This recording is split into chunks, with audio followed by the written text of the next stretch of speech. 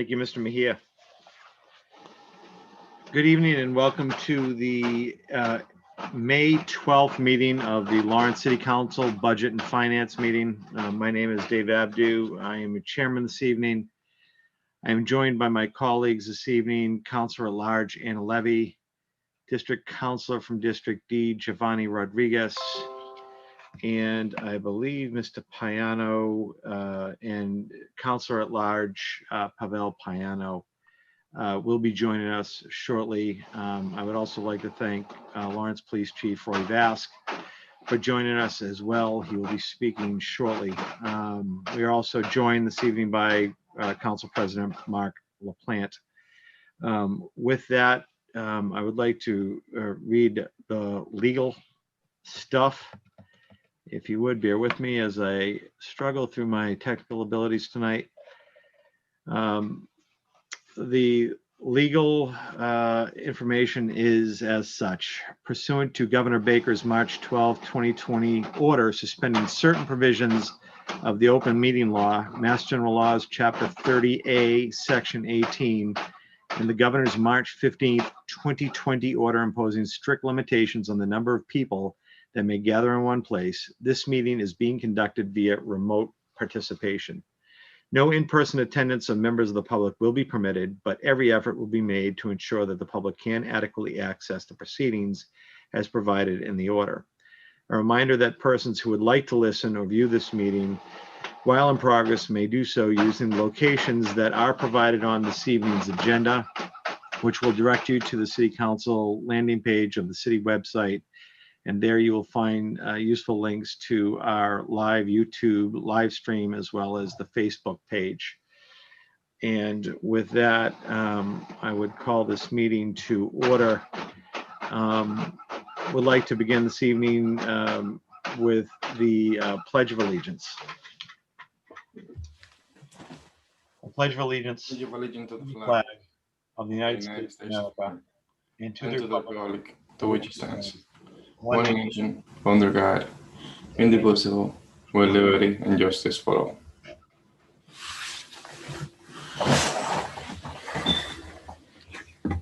Thank you, everyone, for joining us this evening, and we'll get right to work. I do not see that there are minutes for approval.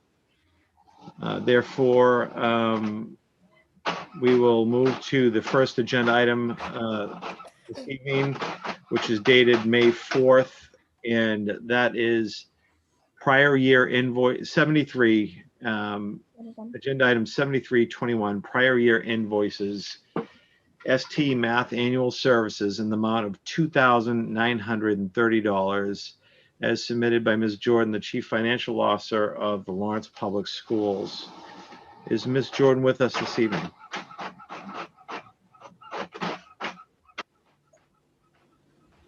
Is there anyone here from the Lawrence Public Schools this evening to represent this item? Hearing none, I'll entertain a motion to table. Motion to table. Second. Thank you. There's a motion by Mr. Rodriguez to table. Is there a second? Second, that was Do I have that backwards? I made a motion and he second. Yeah. Let the record show the chairman's stance corrected. Motion made by Councilor Levy. It was properly seconded by Mr. Rodriguez. Is there any discussion? Hearing none. All those in favor say aye. Aye. Opposed? Ayes have it. But Madam Clerk, please take the roll. Excuse me. Felix Garcia is joining us this evening. Mr. Garcia, sir, if you would, please take the roll. Yep. Councilor Rodriguez, I say yes. Councilor Levy, Yes. and Chairman Abdul. And the chair votes yes. It's Councilor Payano first. Oh, I'm sorry.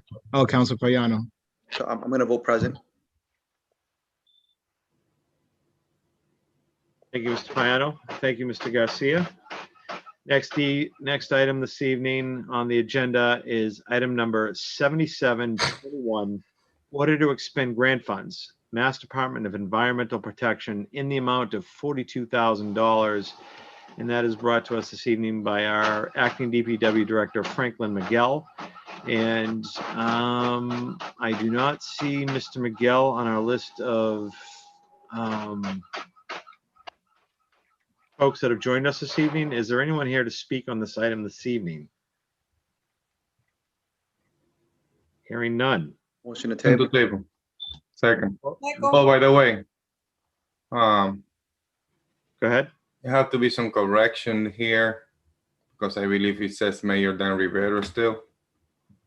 Oh, it was because it was dated October 30, 2020. I don't know. But that's fine. Don't worry about it. That's minor stuff. Motion to table. Second. There's a motion by Councilor Payano, was seconded by Mr. Rodriguez. There are no discussion, and all those in favor say aye. Aye. Opposed? Ayes have it, but we ask Mr. Garcia to take the roll, please. Counselor Rodriguez, My vote is yes. Counselor Levy, Yes. Counselor Payano, Yes.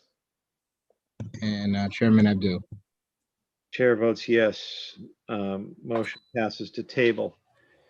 We move on to item number 7821, order to expend grant funds on the SSYI program up to $5,000 as presented by Eileen Burnell, LPD Director of Support Services, and our former colleague is indeed with us this evening. And I would like to call her forward and ask her to identify herself and tell us why we are here this evening. Thank you, Counselor. So I'm Eileen Burnell. I'm from the Lawrence Police Department. As you mentioned, Director of Support Services. Both of these items are very similar with the additional costs that were incurred by several agencies due to COVID-19. The state offered small amounts of money to two of the programs that we manage to allow those agencies additional funds to help support them. The SSYI program in particular was doing a lot more remotely, so they needed additional funds to allow their staff to have better remote access, be it by way of either iPads, laptops, or phones. And some of it is just to cover some additional shifts where, you know, if you have 10 kids, you used to have all 10 kids come in at once and work with one counselor. Now they're having them come in two shifts of 5 kids with 2 different counselors. So between a little bit of funding for cohorts of smaller groups of children needing additional supervisors, and when I say children, I mean young adults, or better technology so they can reach out to these young people remotely better. So the state has granted them a $5,000 additional funding to allow them to absorb some of those COVID-related costs. So that's what that first item 78-21 is specifically, is $5,000 for the SSYI program to absorb those costs. Thank you, Ms. Burnell. With that, I would ask if there are questions of Ms. Burnell or the Lawrence Police Department regarding this this agenda item to spend up to $5,000 on the SSSY program. Through you, Mr. Chair. Mr. Rodriguez, sir. Yes. I have a quick question. This program is that is the program that work with kids that are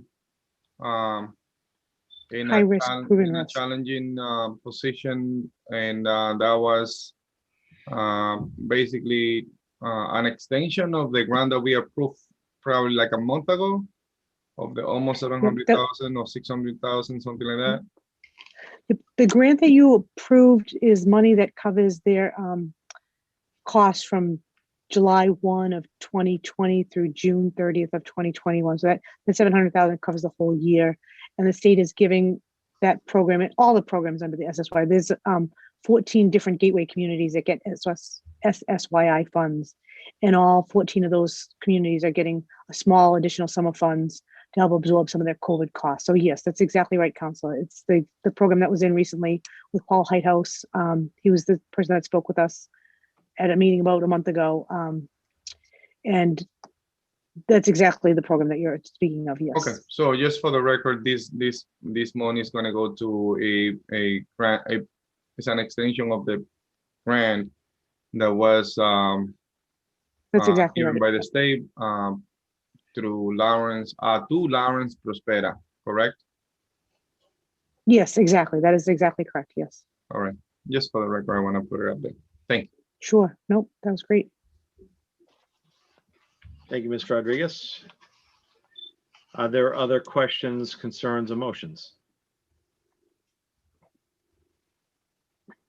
Motion to send it to the full council with a fair recommendation.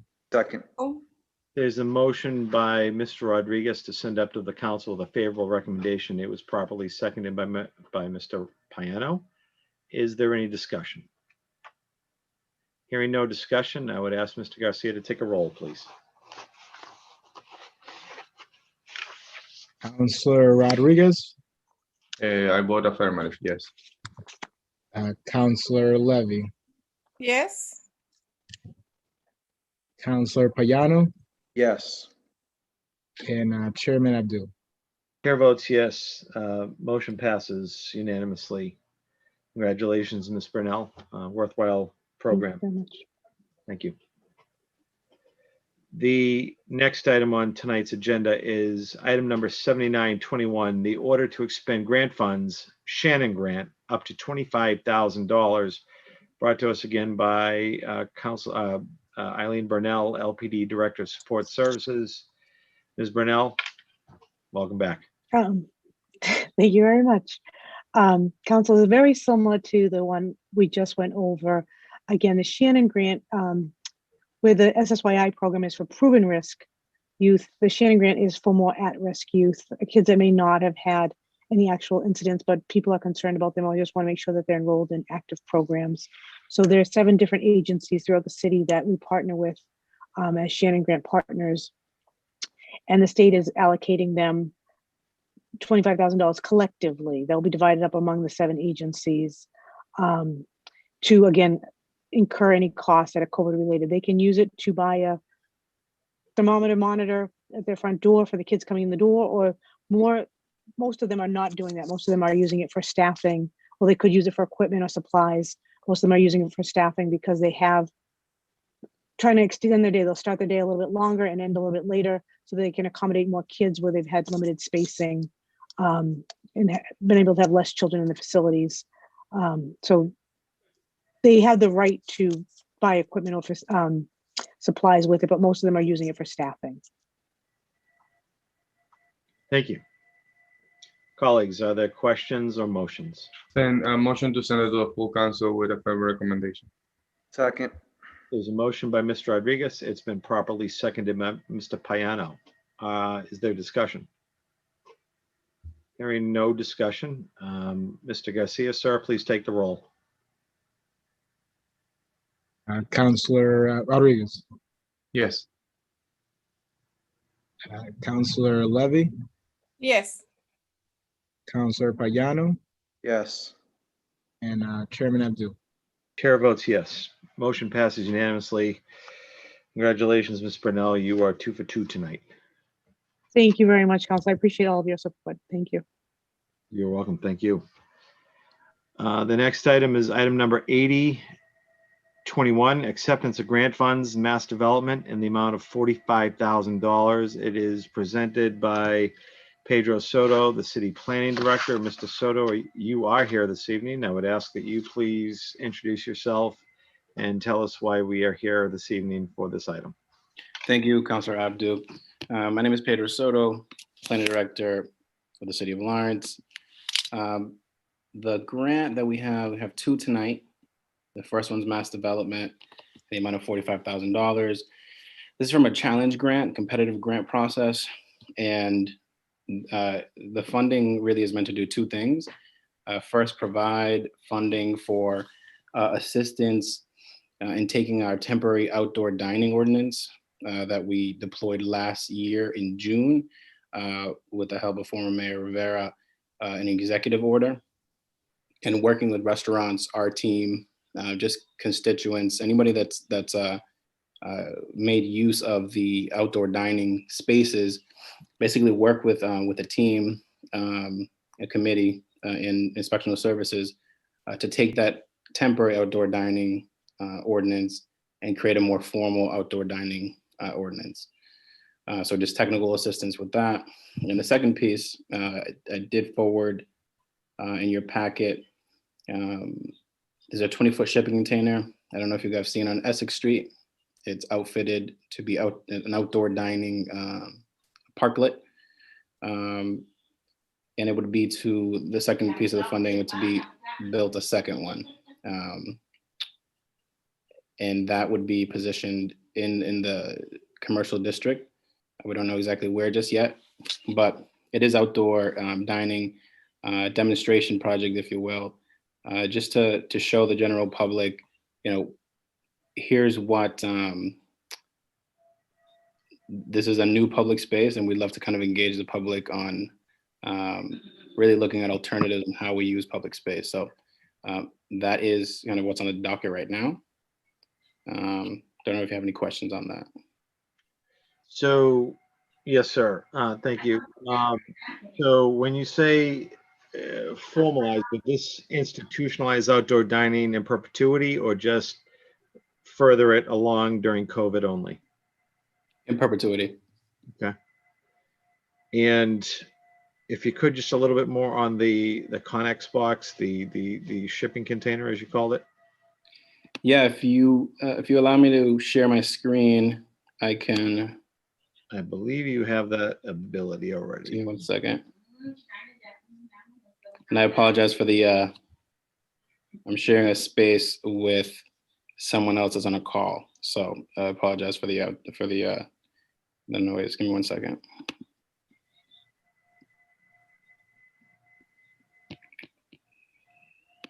All right, how do I share here? I do not think I can share the screen. Can you, Oh, here can we you go. share the document Yep. with the councilors? All right, I got it. Give me 1 second.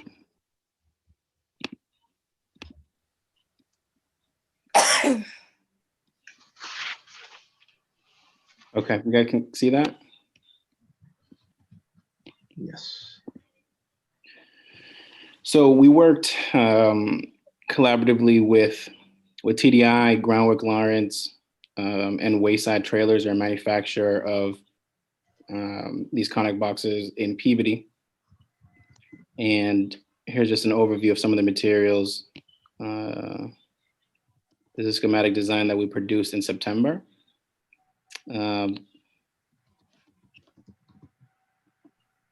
It's ADA accessible, and it's really meant to have outdoor dining. The doors and windows roll up, so it's self-enclosed and provides safety in inclement weather. Some photos there.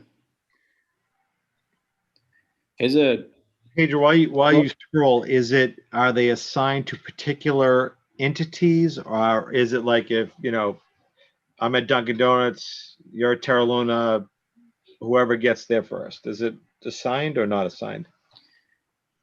It is unassigned. It's public seating. We do work with partner restaurants.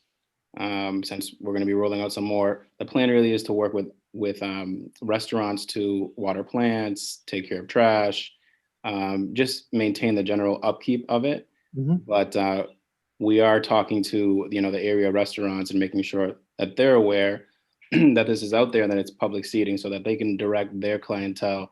Let's say there's a restaurant that does not have any seating, they can direct their clientele to this space. And any passerbys that just happen to be walking around, need to make a phone call, they're also welcome to sit down and take a seat. So the reason we partner with the restaurant is for the general upkeep. But yes, it is for the general public. Let's see. Here's another rendering of where it could be placed.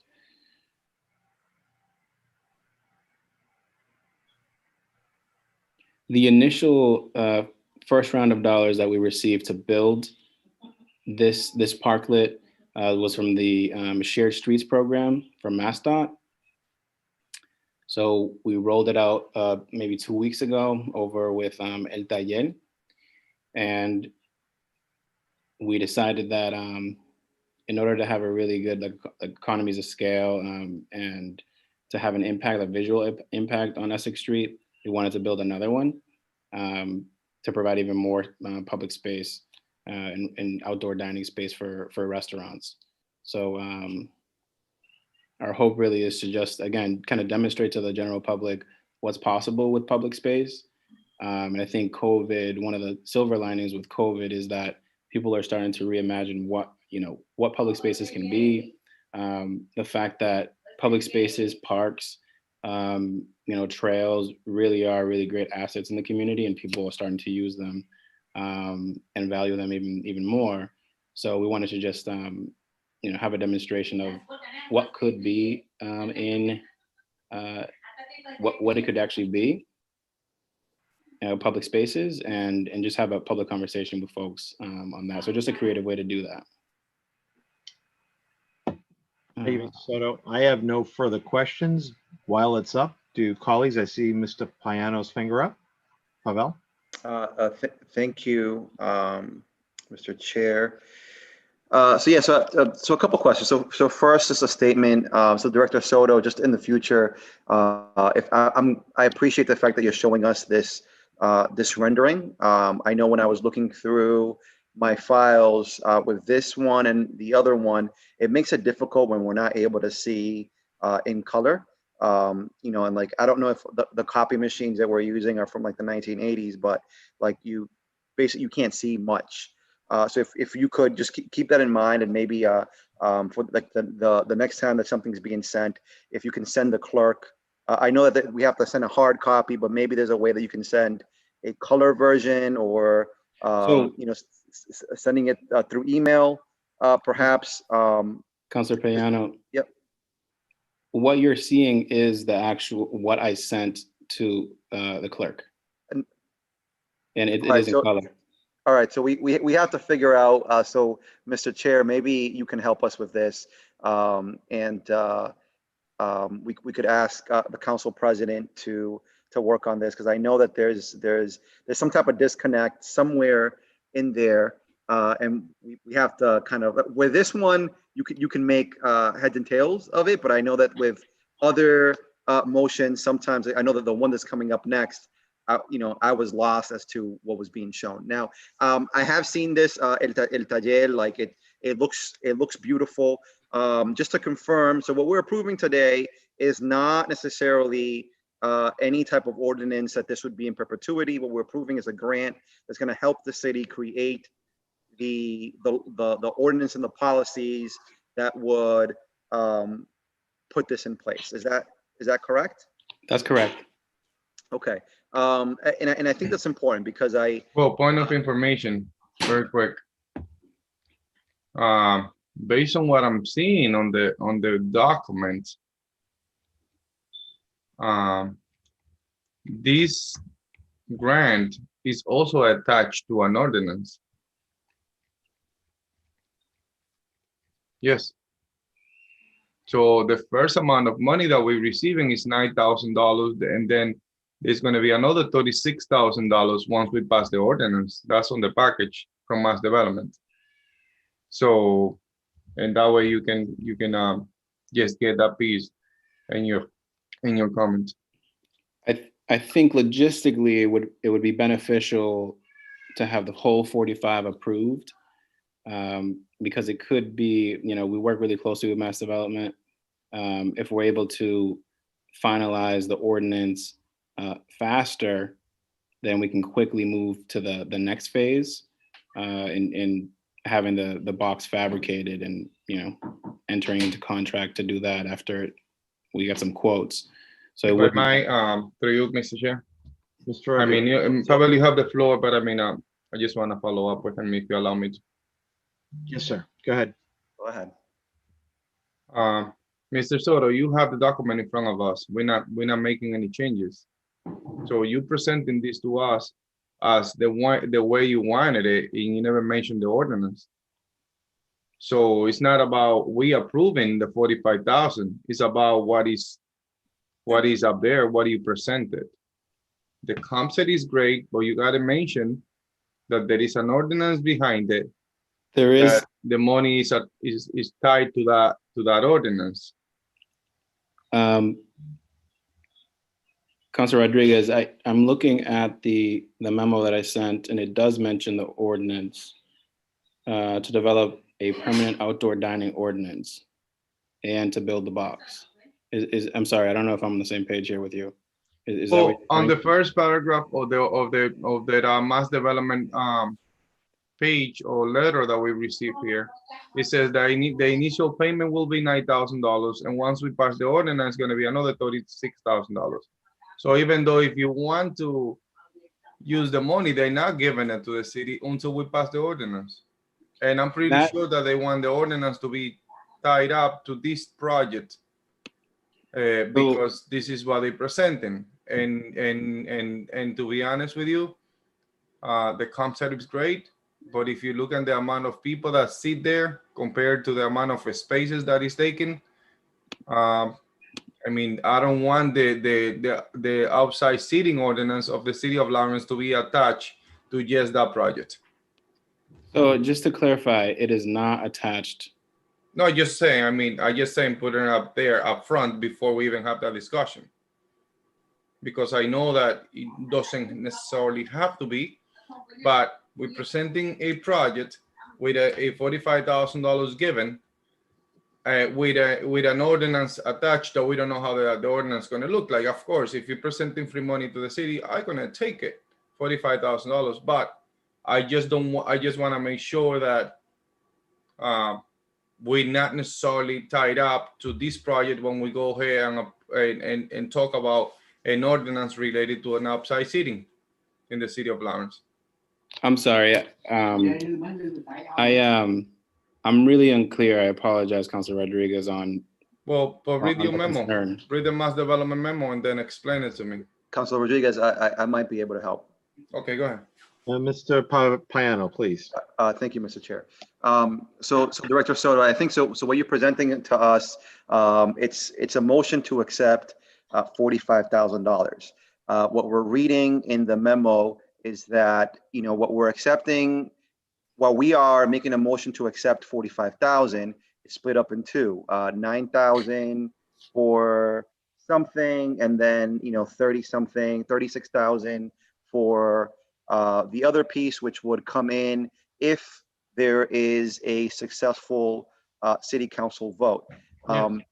I think the way that it's currently written is that we're saying that we're accepting the 45,000, and I can see Councilor Rodriguez's concern where it might look like we are essentially, you know, if not this committee, but if the city council passes it, that we're essentially, you know, might be almost like giving approval to an ordinance that we haven't seen. So I'm wondering, you know, is it possible that we can like break this up in two and just approve the $9,000, and then the other piece? I mean, like I don't see like there isn't, it wouldn't be holding it up if this other piece was in our committee or at the city council level until we have that ordinance pass, because it's not like you're not getting the 36,000 until there's an ordinance within until the city council passes an ordinance. So it's not like money is going to be coming through. According to this, it looks like they're not going to be sending any money in until there's a city council vote, whenever that occurs. Exactly. Since we have received the funding, we have had, you know, informal conversations with the grant managers at Mass Development and explained to them the short timeline that we have in the summer to execute on fabricating the container.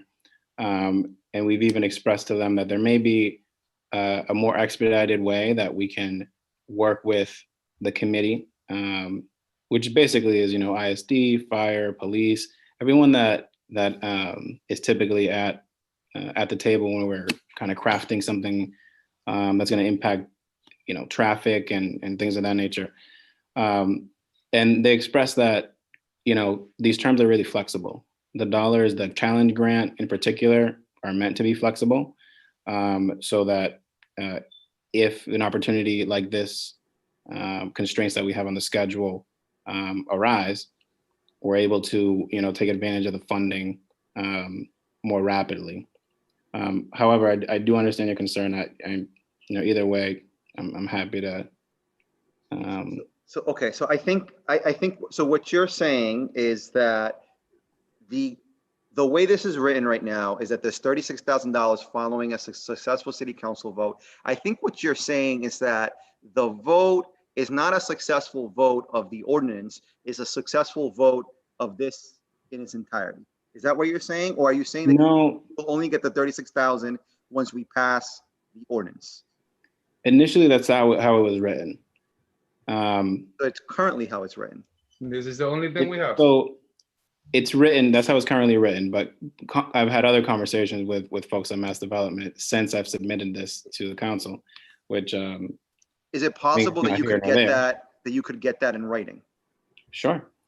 I think, so here's what my thinking in those conversations is, it could take months to pass an ordinance at city council. It could be August. And by that point, season's almost over. And then I'd be able to go enter into contract to build another container.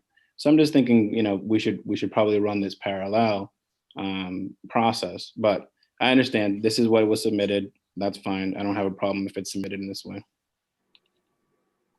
So you lost me at the end. So I think what I'm hearing from you is that you're going to get us something in writing that says what you just articulated right now, basically that you're able to get in writing the conversations that you had with them, where it changes from what we're seeing in front of us to not necessarily that we'll get the grant, before we pass an ordinance. And then I think what we could do, I don't know if the other counselors, if there's any type of agreement on this, but maybe we can just make an amendment and say something like, so let me just read what this says. One second, I'm sorry. So acceptance of grant funding 45,000, and add to that, like, I don't know exactly how articulated this, but essentially to say that this grant, the acceptance of this grant is not a acceptance of any ordinance change or something to that effect. I don't know if the chair has better wording, but something that will ensure that any counselor that is looking at that motion knows that what they're voting for is acceptance of the $45,000 grant and not a ordinance change. Thank you, Mr. Payano. Your reference to, I don't know how good I would be at that, but I believe we've been joined in audio by Council President LaPlante. Mr. LaPlante, if you are with us, might you have a suggestion how that could be worded or sequenced? Yeah, no, I think that what the counselor is suggesting, Mr. Abdu, it makes some sense that there's language, and this would need to get past muster for the city attorney, of course, but there would be no enacting clause. There'd be no authorization to expend. It would simply sound as though we would just be willing to accept the money, and upon the passage of the ordinance, then have the authority to then spend it. I think that's, if I'm understanding the issue here correctly, I think that's the way to go. Councilor LaPlante, if I can. Sure. Ms. Soto, go ahead. So are you referring to the second piece, the 36 permission to expend? I mean, I wouldn't be able to, get a contractor working on the $9,000 if we chose to go that route. So I think, I'm sorry, through you, Mr. Chair. I think what we're talking about is we're talking about the 45,000, and we're talking about adding a clause to this that essentially says, accepting the $45,000 grant, we are not changing our ordinances to this effect. Like this $45,000 that we're accepting is not, we are not enacting any ordinance change. No, absolutely. I wouldn't have thought about it in any other way. I mean, we have to go to ordinance. It is actually tabled that ordinance, that particular outdoor dining, policy. It is an ordinance right now. So, I mean, it would have to pass in order to enact it. I don't. So Mr. Chair, I'd like to make a motion that we send this. I don't know if it would send to the attorney first or the full council, but I would like to get the sort of city attorney's opinion on how to frame this correctly. I don't know if it makes sense for us to send it to the full council and have the city attorney work on that. I see that Councilor Rodriguez has his hands up, but No, I'm sorry. maybe instead of us just spending a lot of time on this, the city attorney might be able to offer the right type of language that could be included here. I might encourage to do both in parallel. I don't see why we couldn't, where a motion would entail it going to the city attorney as well as the full council. That way, if it's the council's interest that if you're supportive of the concept, that we can get them out on the street sooner than later. Otherwise, we could lose 2 weeks or maybe 4 weeks waiting on linear process. So I'd like to make a motion to send this to the full council with favorable recommendation, including an amendment with language that we would be receiving from the city attorney that would amend this to ensure that acceptance of this grant is not an approval of any future ordinance change regarding this subject. Understood. Motion by Mr. Payano to send with a favorable recommendation with language as he expounded that would prevent it from approving any change to the ordinance further. Is there a second? Hearing no second, the motion fails. Mr. Payano, do you yield the floor? Sure. Ms. Payano yields. Mr. Rodriguez. Thank you, Mr. Chair. Well, essentially, I think that what we need to have is the grant insurance from Mass Development saying that, and if Mr. Soto already have that conversation with them, what we need to do is to send it to the full council, approving the 45,000 or approving the expenditure of the grant with the new language that is going to be sent from them, because the restriction is not being put by the city of Lawrence. The restriction is being put by them because they want to have an ordinance in place for the outdoor dining. So, Mr. Soto, what type of conversation or email do you have ensuring that the 45,000 going to be a money that the city can spend without no limitation of an ordinance? Do you have that? Conversations that I've had are very informal. And it just really had to do with the schedule. By the time we got this passed at ordinance, it could be right that we can be in June, July to get this passed. These containers typically take about 8 weeks to fabricate, and then another month to turn around and get it delivered to us and kind of get everything set up. So I'm just thinking about the timeline, and I don't want to be at the end of the summer saying, hey, I wish that we would have been able to take advantage of this. So conversations really have been, hey, can we do these things in parallel? Can we somehow work with you guys to receive all of the money so that we're able to take care of the ordinance as well as enter into contract to fabricate the container? If I can, Councilor Rodriguez, did you have a question? No, you keep your thought. I mean, either way, if we went that expedited route, or if we went as is outlined right now, that we get the 9,000 and then 36, I'm perfectly fine with that. I don't have any like formal communication that I can provide you. Again, just been informal conversation, strategizing on how we can best use these funds to benefit the restaurant community for the summer season and just get it out there. So don't mean to cause too much confusion on this. No, I mean, it's not confusion at all. We just have a grant insurance in front of us that says what it says. It's $9,000 at the beginning and $36,000 when we approve the ordinance.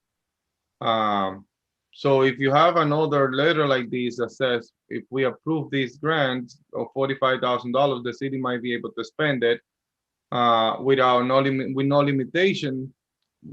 I mean, we're not stopping the process, or we're not delaying the process. We want to make sure that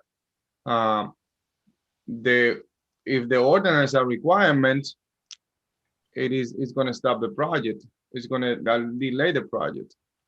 But if it is no, if it's not restriction from the money to be able for the city to spend the money without restriction of that ordinance, I mean, something that we cannot change our books. I mean, as you say, ordinance might take some time. Do you think that you can get that document to us that says no limitation in regard to the new ordinance? Sure.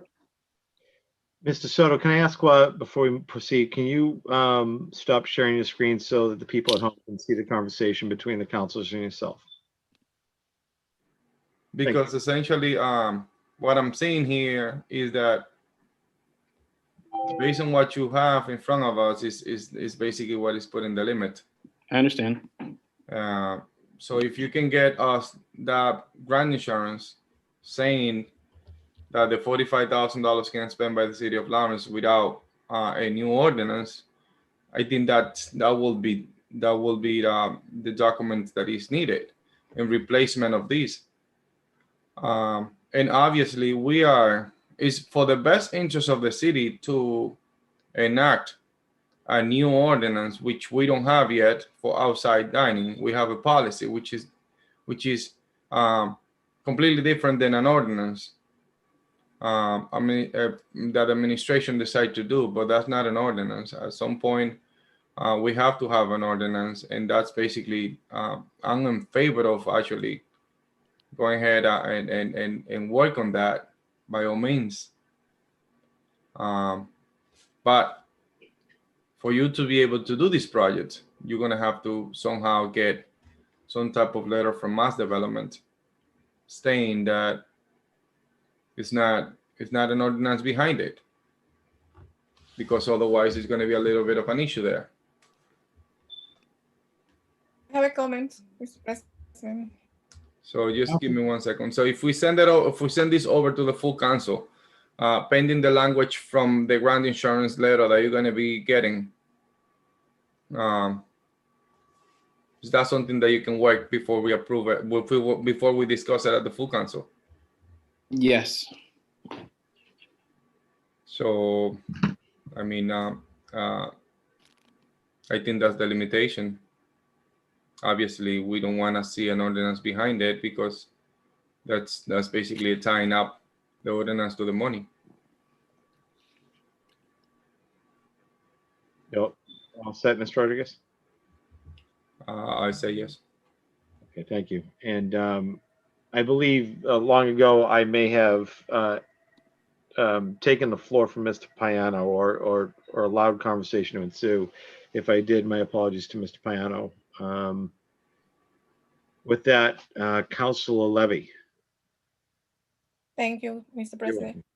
I have some comments and some questions also, because I think that we are not taking into consideration some people, because this is nice. So this is nice when we had a place that is very open to the public, but when we put those kind of things, on the street, on the sidewalk, we are not thinking on the people that walk through the street, but also we are not thinking on people that are handicapped. And that is sometimes the complaint that I have for people on the wheelchair when they try to pass by. And right now that we have all of these it is very nice to see all of this open space using the sidewalk, but we are not thinking on those people. Sometimes they are calling and say, Anna, now we have to get through the street. And a car can come in. They can hear us because all the space on the sidewalk is being used by those people, from the restaurant or from whatever that having all of the using of this open space. So we have to thinking on all these people that instead of walking through the sidewalk, now they have to walk through the street. So that is one of the comments that I'm making, because that's the phone call that sometimes I have when we have all this right now, people using the sidewalks on the street. Thank you, Council. And I agree also with my councilors, regarding an ordinance. So right now we need to be very careful of what we're doing before we are accepting any money, and that's they impose any change or any variance on any ordering or that we have in the city. Thank you, Councilor Levy. Councilor Payano. Thank you, Mr. Chair. So just one quick comment. So I think Councilor Levy, that with the current box cart or whatever it's called that is in front of El Taller, you can still move around.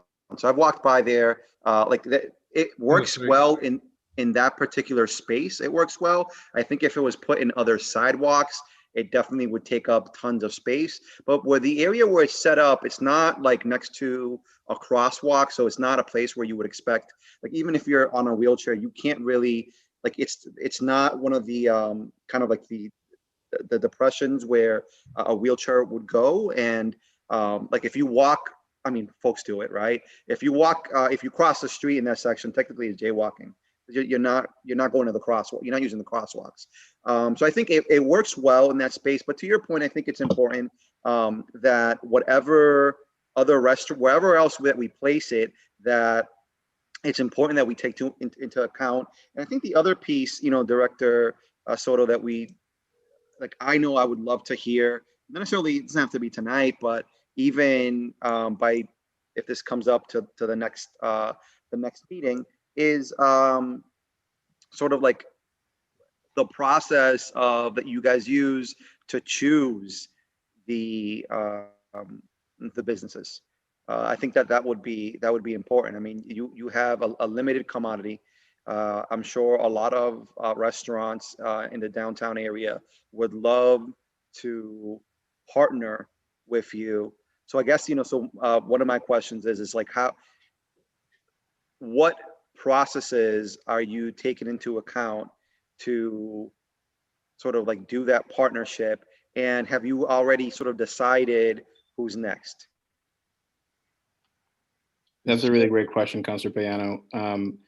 So we are in the process right now of developing a policy for the program that would outline how restaurants can be competitive in requesting to use the space. We decided to partner with El Taller for the first one. We worked with them pretty closely, kind of in support some dollars that were through the restaurant support program and economic development. We worked with them really closely, TDI, the Red in the District. So we felt like we had a really good rapport with one particular business. Anytime that you start a new program, there's always kinks that need to be worked out. So we felt that because we work really closely with them and we have a good rapport, they'd be a perfect partner to pilot this with us so we can work out the kinks together. And that it was just simply that, we have a really good working relationship with them. The other containers, will be a competitive process, but they're helping us learn through, the first deployment, if you will, kind of what works well, what doesn't, so that we can work that into the process for the following ones. Okay. The first $9,000, that's not for the purchase of the box cart. That's to get a consultant that will help you write the ordinance. Is that correct? Yes, that is the plan. Okay.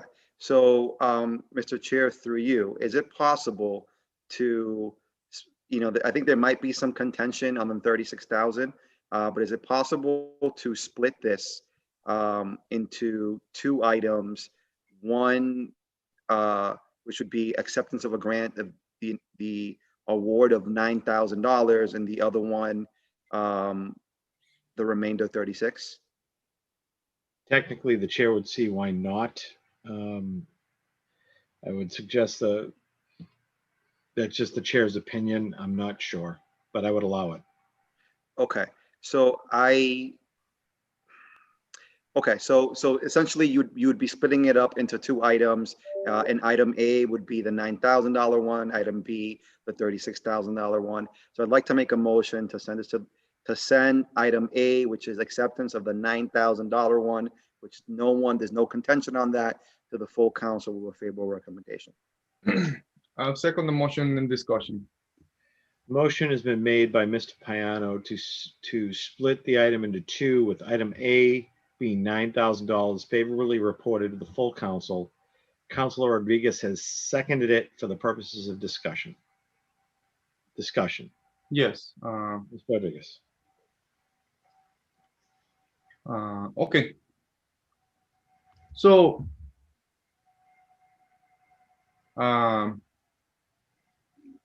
so for the first 9,000, I thought that was to start the project of the second box. So the first Now it's 9,000, Councilor Rodriguez, is to create the policies, create the ordinance.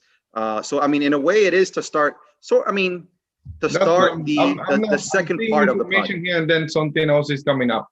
I mean, So- I'm confused. I'm sorry. Let me try to see if I can provide some clarity here. When we initially sent a proposal on mass development, there are two separate, very distinct parts of this grant. The first one is policy development.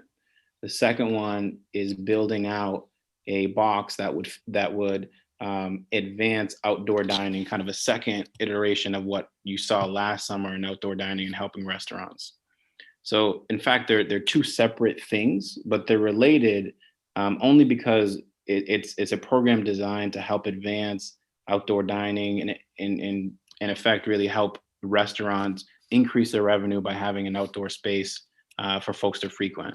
And just for the general public, you know, making sure that as COVID restrictions are lifted and people feel more comfortable venturing outside, they have spaces to gather and social distance, kind of go for a walk, have a destination of sorts, you know, to go sit and dine or do whatever they want to do outside. There's a space for them to do that in the commercial districts. There aren't many places to sit outside, and, you know, that's public space. It's not attached to a restaurant in the commercial district. So that was the idea, kind of fell under that big umbrella, but they're two totally different tracks. That's what I'd offer. So essentially, the 9,000 is to develop an ordinance. That's correct. The city council would then discuss based on your request, send it to the full council fairly, and then the full council approve it. Then once that happens, the 36,000 will be coming from DTI, which you already have discussion that informal discussion that the 36,000 will be coming to the city without the ordinance being developed, correct? Well, I've had those conversations, again, you know, informal conversations, and it's like, hey, you know, whatever works best for the city, we're amenable to doing those things, and it would make sense to advance the program.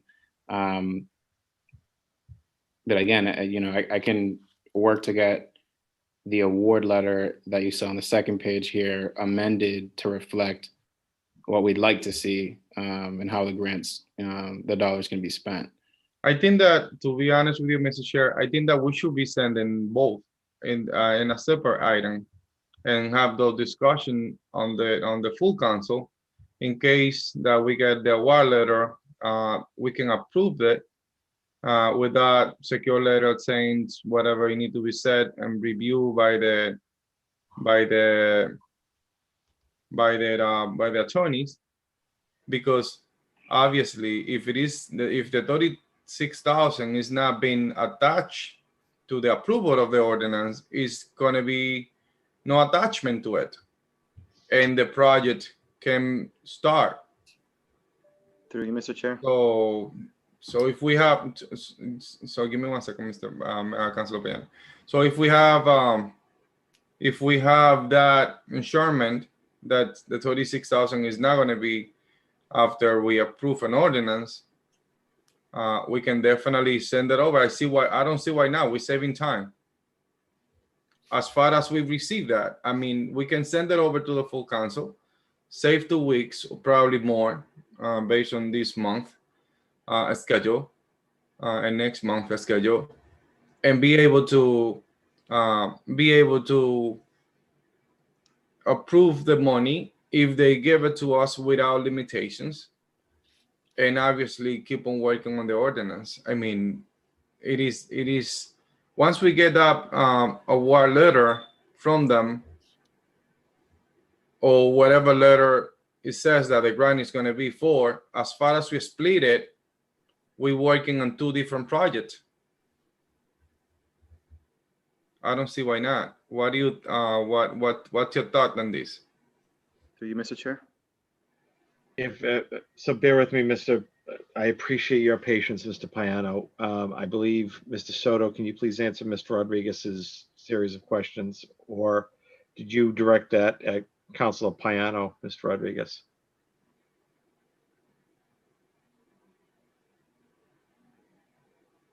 Did I lose you guys? Councilor Abdul, I believe that was directed at Councilor Payano. Yeah, I can Mr. answer. Chair, I think the question was directed to you, that he was asking, and I think I have, since I proposed the motion, I think I have a response to the question. I will outsource. Mr. Payano, please bail me out. Thank you, Mr. Chair. So Councilor Rodriguez, what I would say is, I think in the 36,000, there's some contention there. I don't think that we need an award letter that might take 2 weeks, 3 weeks, 4 weeks, God knows how long. I mean, yeah, it might take a few days, but it might also take a while. From what I'm hearing from Director Soto, there were some conversations that were had, just knowing the bureaucracy, and this is not bureaucracy of the state, just bureaucracy in general, taking those conversations in the middle of May and trying to get that into a document that folks will sign off on would be difficult. My original motion that I presented at the beginning, that way I didn't get a second on, the intention of that was essentially for us to say, like, hey, we'll accept the 45,000, but this doesn't mean that we're approving any ordinances, right? So essentially that was what the original motion was trying to do. So in that case, it puts the onus on them. If they want to take that and send us the 45,000, we've already said, like, this, we're not doing any ordinance. We're not doing any ordinance. We're accepting the 45K, but we're not doing an ordinance change. So we've essentially changed a little bit of that agreement, right? So we've changed what they stated in that letter, and we're saying something different. So it's on them to give us the 45 or not give us the 45, because there's contention on there. And honestly, if the motion is to do this letter, I don't think this is the right approach. So I wouldn't be in favor of that. So that, my attempt was, if we can just, like, we agree on the 9,000, so let's just send the 9,000 up, right? And then we can have a conversation, whether it's the letter or whether we continue on using the, just saying that for the city attorney to give us language saying, we'll take your money, but we're not agreeing to X, Y, Z. Or maybe it's a combination. Like, if it's a combination of both, like, I wouldn't mind doing that, whatever comes first, right? So that was my reasoning behind splitting this in two. Yes, through you, Mr. Chair. Mr. Rodriguez. No, and we agree on that. That's not. I think that there's no disagreement here. The only at the beginning, the original motion that you have wasn't second, because I wasn't going to second it until I have the opportunity to discuss what we have before we have a motion, which basically that was the intention. And the floor went to you, and then it went temporarily to me, and then it went to Council President LaPlante, which is not part of the discussion. And still the discussion wasn't flowing. But once we have the opportunity to discuss the whole thing, read through, and probably you bring up a lot more information. And then eventually, obviously, I personally agree with it, sending over the 45,000, but the discussion wasn't there yet. Once we actually have the discussion, have the conversation, agree and on the different approach, or probably not necessarily agree on the different approach, but the 45,000, now that we split it on two, is actually a lot more clear. From the get-go, I agree with the 45,000 to be sent to the full council until the discussion takes place. And now that we have more clearness on the 45,000 splitting it on two, and I also agree to send both to the full council. One are waiting for any letter that might take 3 days. We don't know, but I know for sure that if we keep it here, we're definitely going to be at least waiting for the money to be granted to the city for at least 2 weeks. So that's what I know for sure. So Keeping it here, I mean, the $36,000 item is not, it's not, doesn't make sense. But sending it over, I mean, I think it will make a lot more sense to even the $9,000, because the $9,000. I'd like to make an amendment to my original motion. The policy. But the 36,000, if they want to give it to the city without no limitation on the ordinance, I mean, that's something that we can start working right away on that project. all right, so I want to end the discussion there. Mr. Payano, did you want to amend or withdraw your motion? So I'd like to amend it. So the amendment is send to the full council, motion A, $9,000, and motion B, 36,000, with the inclusion of wording that says that we will that acceptance of the $36,000 is not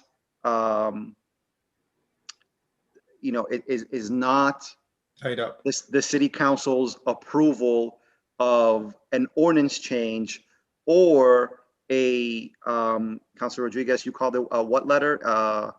Yeah, insurance? No, you called it something else. Or a letter. I'm sorry.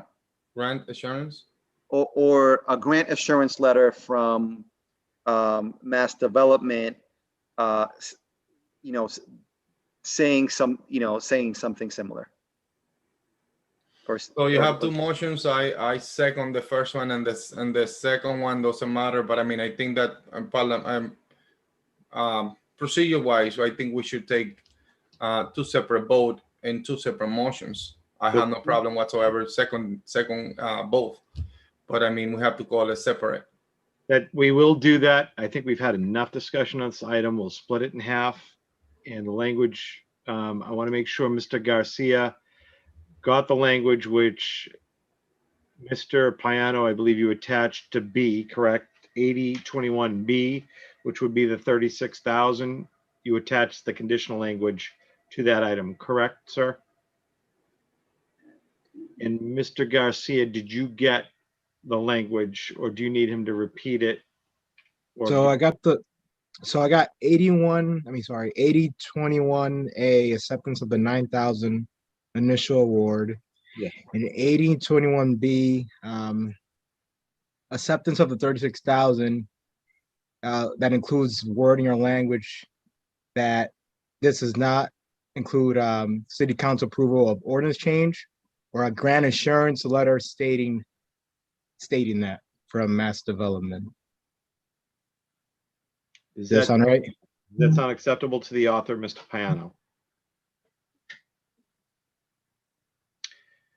And to the gentleman that seconded it, Mr. Rodriguez, is that acceptable to you as well? Correct.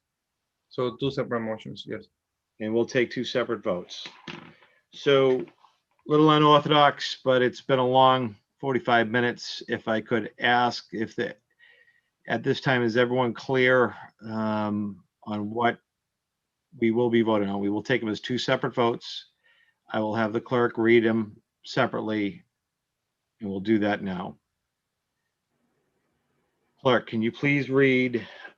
We will take a vote on 8021A. Can you please read it?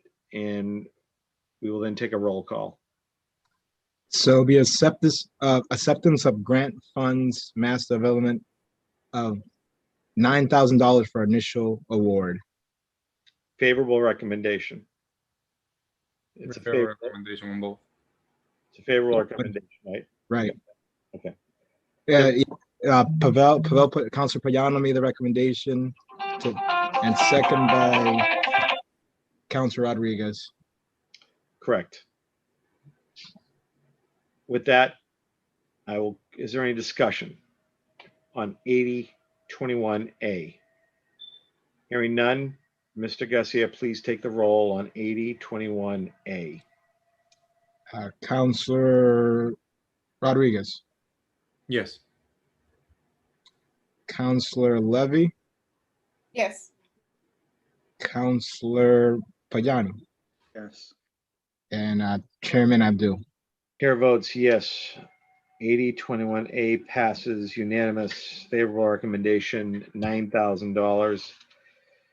Second item is 8021B, favorable recommendation, and I would ask the clerk to please read it back.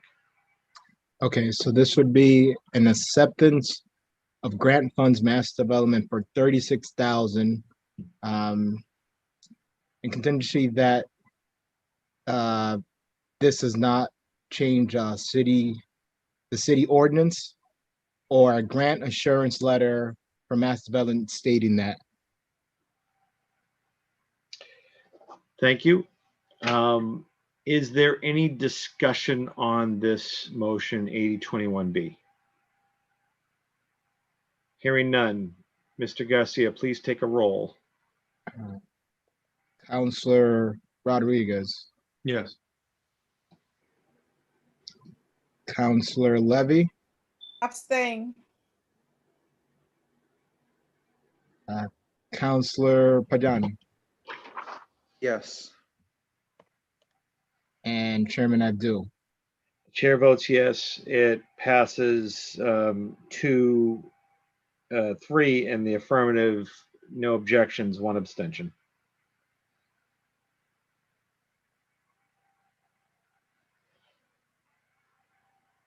And with that, I would entertain any motions to accept any items out of order. So moved. Second. Oh, to accept item 8421, is that? 8421, yeah. There's a motion to take 8421 out of order. Is there a second?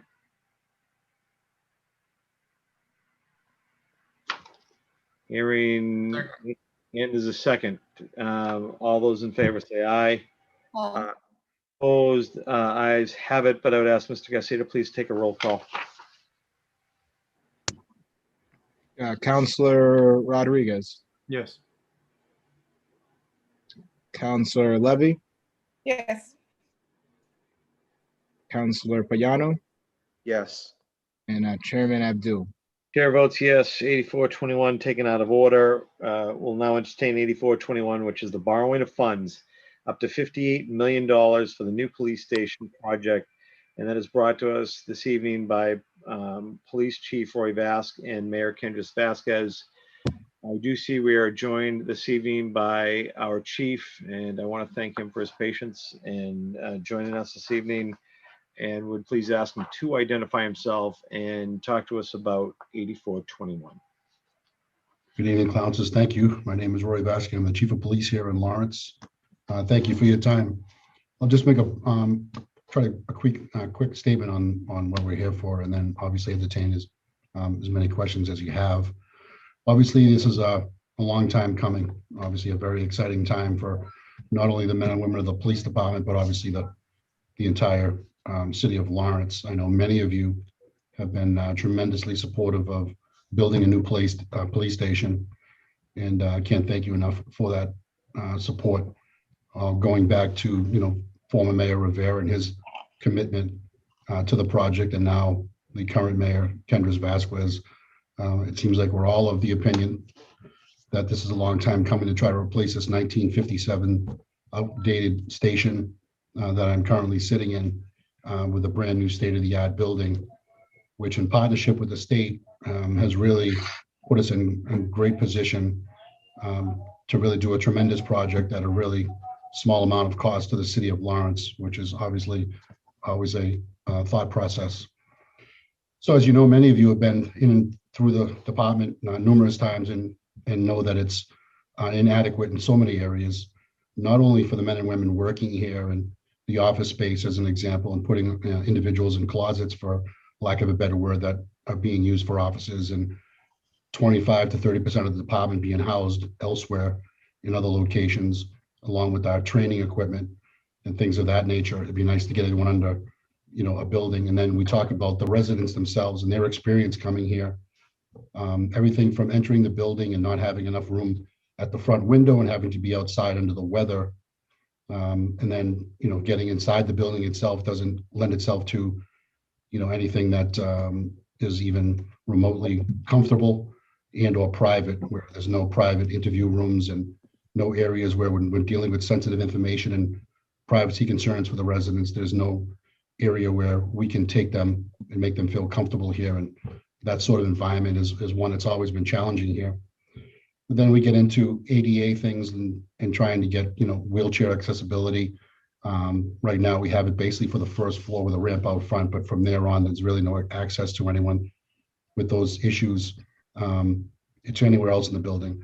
And then when we talk about trying to accommodate, an employee or a staff member that may have an issue in that regard as well, there's very limited areas that we can do that as well. And then we talk about the booking room and the cell block area and being non-compliance there, and the flooding issues that we've had up in, over the years, and then recently having up to 40 inches of water, in the building, and what that causes with mold and evidence contamination and things of that nature. So, I think it goes without saying, you all know that this building is, one that needs to be moved on from. So we're excited about the project. I did forward you some information, and I would just preface that with, it's very limited at this time. We're in the early stages of design, but I wanted to try to get you a couple of highlights, a couple of ideas of the building size and some of the real functions that we're looking for. And I pointed them out in my memo. Again, the importance of not only building a department that we could work in, but also one that's inviting to the public. And one of the focal features we've all talked about, many of the conversations that I've had with you over the years, is about creating a space, a community room that we can bring and engage the community in, in meetings, and also that they can also use by themselves to have a place where they can have a professional, safe environment for their own meetings. Everything from little leagues to Semana Hispana and things like that. So certainly we want to engage the community in a place where they feel comfortable and proud of, and also a place where they can come and use the building as well, as residents. So I think that's going to be a great thing. And again, we've always stressed that we want to have that as a focal point right at the front, first floor of the building. So that's in there as well. Along with all those other, considerations in a building, we also are looking to upgrade the 911 system and 911 dispatch area for the first time, trying to get the fire department and EMS under the same building. So there's some challenges with, unions and things like that, but the fire chief is all on board, and really that would go a long way to give, immediate and comprehensive services to the community. So that's a first of its kind as well for the area. And again, a long way towards making this a professional sort of environment and department. So again, I would say that we're in the very preliminary stages, design stage, if you will, of trying to, figure out how much space is needed. And that's based on the different surveys that have been done over the years, and studies that have been done over the years based on the population of Lawrence, the size of the city, the size of the department, taking into consideration, potentially expanding the department a little further. we've taken into consideration those things when we think about our female officers, and that just a short time ago, we only had 3 female police officers for a long time. You know, through recruitment efforts, you know, we've pushed that limit up to 20. So the flexibility in terms of the station would take those things into consideration, where we could actually move walls in between the 2 locker rooms, if you will, to, you know, lessen the amount of male officers, increase the amount of female officers. So in a nutshell, I guess what I'm trying to say is we're looking towards the future and some flexibility in the building. And I think a big part of that is the lessons learned here walking into this building and its limitations, and really know where to go in terms of flexibility and trying to improve the space. So we're trying to take that into consideration when we look at a new building. And certainly walking in the door of a new building would put us in line with mass accreditation standards, ADA requirements, and things of that nature that we talked about. In terms of the cost of the building, the project is slated to be a max $59 million police station. The state has committed $49 million to the project initially, and the city is responsible up to $10 million. The city has already allocated $1 million in free cash, which the city council approved as part of the mandate by the state and DCAM to fund the portion of the design phase. So that is ongoing, and that's the spot that we find ourselves in currently. The bond itself, the way the state works, so you know, the reason that the entire $59 million is on the table is that the city is going to have to bond the entire $59 million. That obviously does not mean that the city is responsible for $59 million, but the way they tell me the billing works is that the city will pay the portions monthly upfront, and then the state will reimburse them every 30 days in that direction. And I guess that's the way the state works in their funding sources. So in essence, when the project's all done, if it were to reach a $59 million price tag, the city would be responsible for only $10 million. So we'll know more about that as we move along. So that's where we find ourselves today. Like I said, I did send you some very basic rendering so you can see the plot plan that we're working with. That is still subject to change a little bit. We do anticipate having a number of meetings with the community to try to get some input, both to the look of the building itself, glass or not, things like that, and also the setup of the building on the site, and working with all the contractors and the designers in terms of dealing with any issues that may be on the site itself. So with that, I guess I would just open it up to you, and maybe I could probably answer more questions and not talk. Thank you for your time.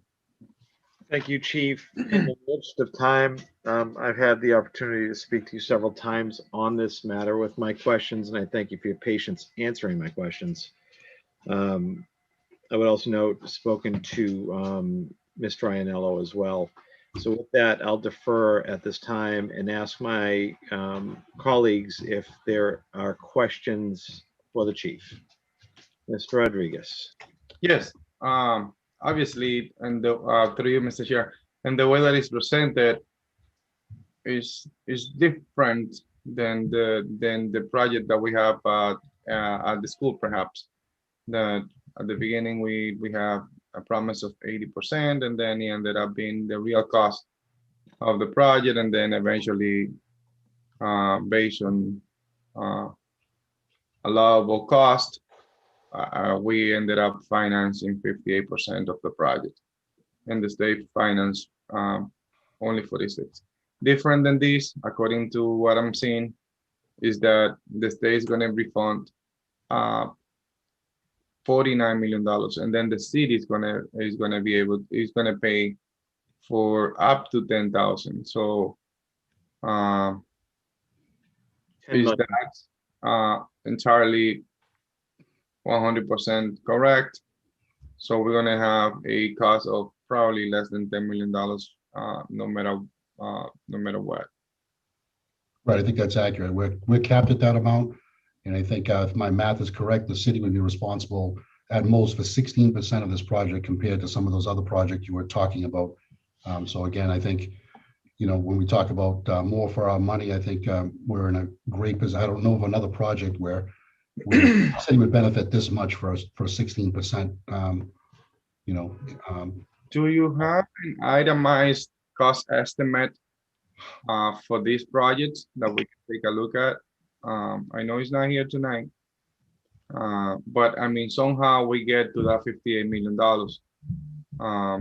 So how we get there? I mean, I know you're gonna have to request that information from the building commission or from the building designers, to be able to come up with them to come up with that cost estimate, because I mean, out of it, that $59 million came out of somewhere. I just wanna have that information, because if the project ended up costing $70 million based on anything, it could be inflation, it could be anything, or perhaps a human error of not doing the correct estimate.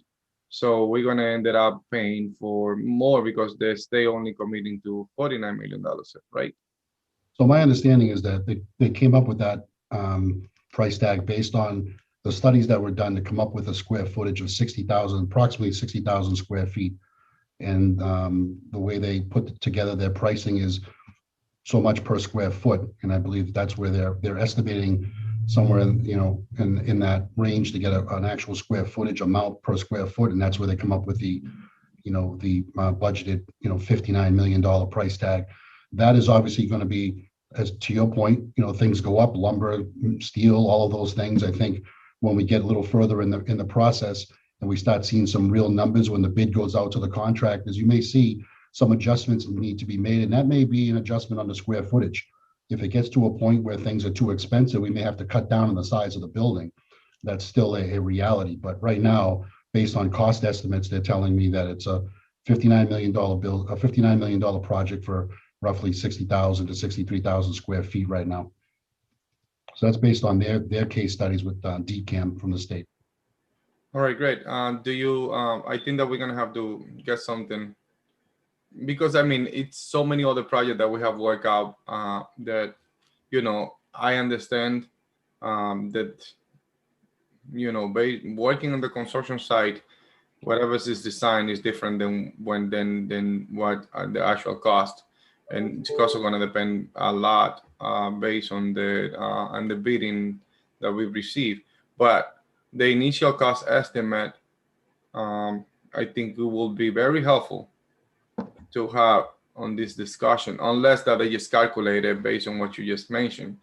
And if they do, I mean, you can do that definitely, but you have to somehow, one way or another, base it. You have to have some type of basics as of doing these specific projects, because I mean, these public safety buildings are completely different than just construction. And I'm wondering to see if they just took the square footage for school or for regular building or public safety building, which is again, my limited. I just want to make sure that they cover those bases at least. My limited knowledge of building, obviously, but my discussions and being in all these meetings, that's exactly what they did. The company CHA and now the design firm Context, are doing exactly that. Their past work in building public safety buildings, that's why they were picked for the project. And also DCAM is the big, is the government over us watching everything, and they're doing the same thing. They have in-house bidders that are doing these projects and estimating these projects based on their past work. So my understanding is that they're coming up with this price tag based on their estimates of square footage, and what that bid price will end up being. Okay, so I think that I would like to see some documentation on that. That way we clear. Also see their credential as of, because at the end, if we don't cover those bases, we're probably gonna end up borrowing more money. I mean, those are small things that, based on my experience in construction, you ask for, the company's profile and all that stuff. But in this case, I would like to see more, like, instead of just the profile for the company and the experience, I would like to see more, how they ended up on this and this is specific $59 million. I'm in favor of the project, but I just want to make sure that we cover our bases and we know we're dealing with a well thought of, a thoughtful estimate. If we need to borrow more money now, I mean, this is the time. I don't want to get surprised eventually. So a good, you know, if they don't have a well-detailed estimate, cost estimate for the project, whatever they can put together to generate it and send it over to us for the next discussion at either the full council or this level, whatever the city council decide. And again, I think if maybe it might be helpful for the full council if we have DCAM on the call or the company themselves, and they're the experts. Obviously, I'm trying to do the best I can with No, I agree. my limited knowledge of what they tell me, but it might be better to have them both on the call, representatives from both, and they could obviously fill you in, you know, probably a little bit better. I think they should be here tonight, but I mean, let's work for the next time. So I would suspect that there's two designs out there. There's probably a 3 or 4 year old schematic design, and there's a more recent design. And it would be probably up to 15%, possibly 30%. But certainly if DCAM were requested to join us, they would. And I would assume that the Deputy Commissioner for Planning and Design would be able to provide an electronic copy of what they have before the meeting, so that questions could be, you could review it and be able to ask those questions of the commissioner, Deputy Commissioner. Yep. Thank you, thank you, Chief. Thank you. You're welcome. Are there other questions or motions?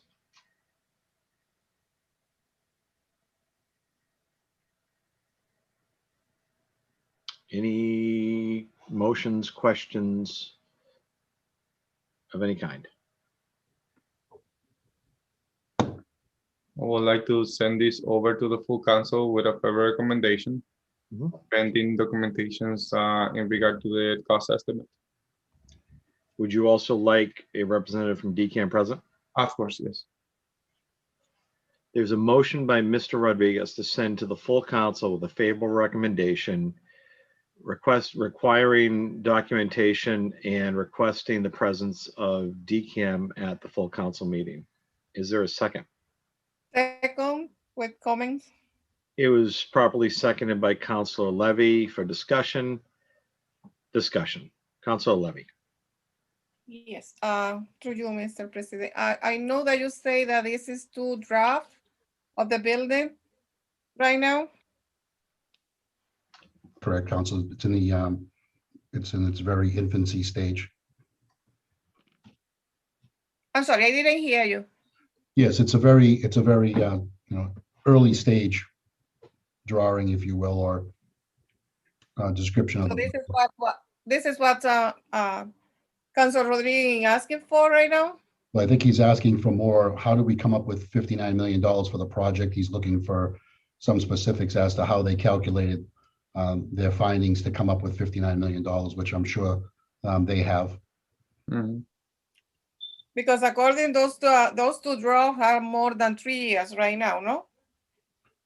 I'm not sure when the last, well, I could say that they just did these. There's been in the past studies done on the size of the building, and the project has been thought of for a lot longer than 3 years. But I think what the Councilor Rodriguez is asking for is this project today. How did they come up with $59 million? And I'm sure that they have those documents. Yeah, that is what I said, because I know that whatever the price was 3 or 4 years ago, it won't be the same for this year right now. Right. No, It's gonna be we're dealing with real-time information from the designer and from DCAM. The last thing that anybody wants to do is say that it's this and it ends up being more money. We're not anticipating that. Hopefully, because the material is very expensive right now. Yes, it goes up and down, and obviously we're not out to, It is getting more expensive and more expensive, so. yep, and we're not out to bid yet either. So hopefully the market starts going the other way, and maybe we capitalize on that as well. So it could get better. we'll see. Chief, I know you're a public safety senior official, not a architect, but is the delivery model, is it a design build model? Do you know by chance? Design build model, I'm not exactly sure, but it sounds about right. I'm not sure exactly what that means. It would speak, a cost estimator would create this cost based on modeling of other like items, public safety buildings specifically, not education or medical.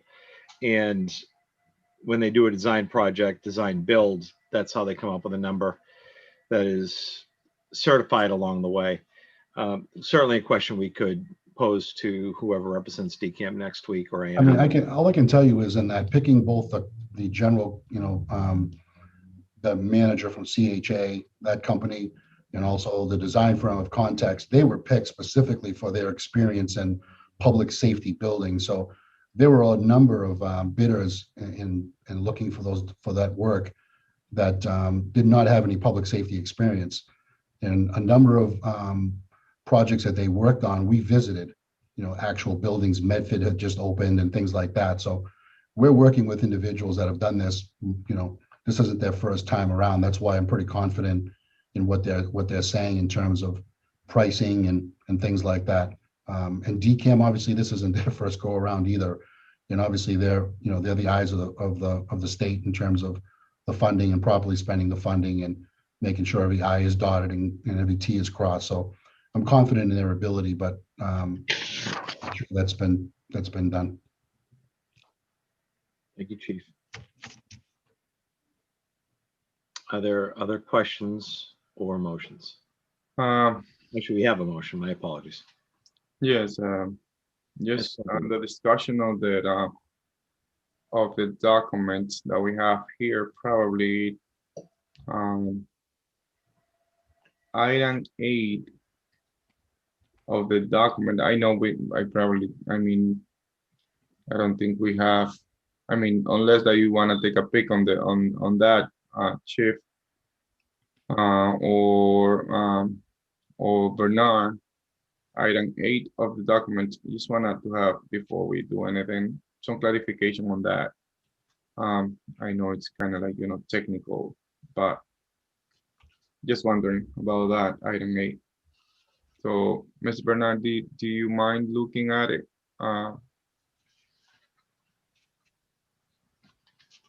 It's either a typo or that's correct. I don't know.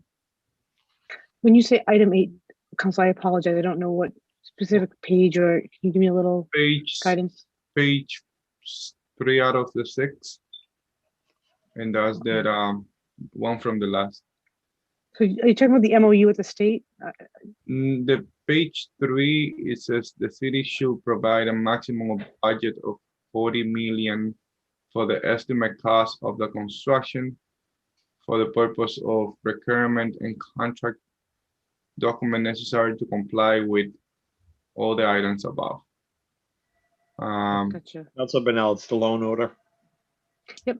I'm So just it's trying to kinda get it like in front of me, and That's 40 million is going to be out of the 49 million, or out of the 59 millions, or the total budget. It doesn't have to be today. Just the clarification can come later on during the next discussion. Sure. Okay. I will say I did think that Mr. Ianello was going to be on the call because he did work with the state specifically on the bond authorization and the MOU. And I know he provided everyone with his borrowing certification, that section, it's called like Section 8G certification that he also provided. But yeah, yes, we can get you better information on that. No problem. Before the final meeting. Absolutely. Thank you. Thank you, Ms. Rodriguez. Is there any further discussion? There's a motion on the floor. It's been seconded. Is there further discussion? Hearing none, I'll call the vote. Mr. Garcia. Councilor Rodriguez, Yes. Councilor Levy, Yes. Councilor Payano, Yes. Chairman Abdul. Chair votes yes.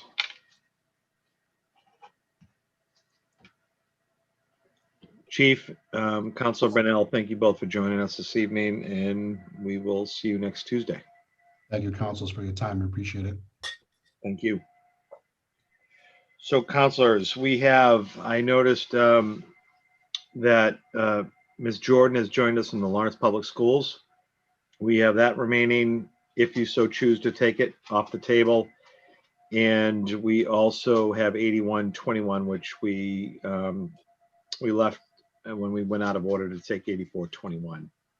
So what is your preference? Would you like to go back to 7321 or 8121? We've reached the end of the new agenda items, so it's a matter of going back.